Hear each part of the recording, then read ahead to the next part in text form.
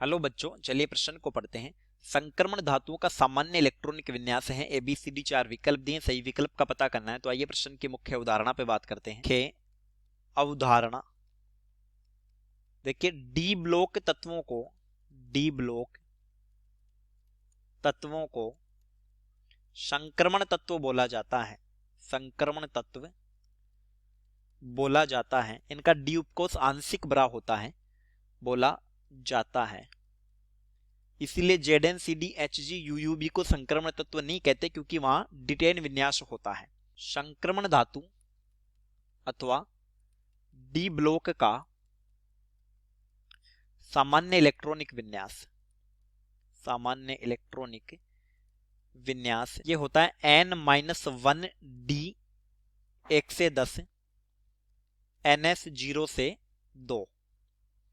और यहां पर N का मतलब है कोष, जो कि आवर्त को दर्शाता है। कोष डी ब्लॉक के सदस्य जो होते हैं वो 4, 5, 6 अथवा 7वें कोष के सदस्य होते हैं, या 7वें आवर्त के सदस्य होते हैं।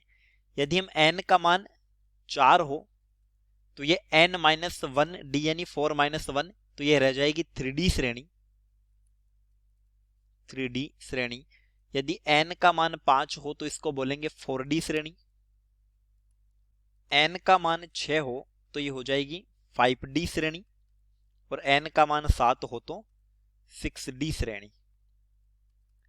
अब देखिए, NS 0 से 2 इलेक्ट्रॉन तब प्रयुक्त होते हैं जब D विन्यास स्थायी हो, यानी कि D5 हो या फिर D10 हो, तब S से इलेक्ट्रॉन D में आ जाते हैं।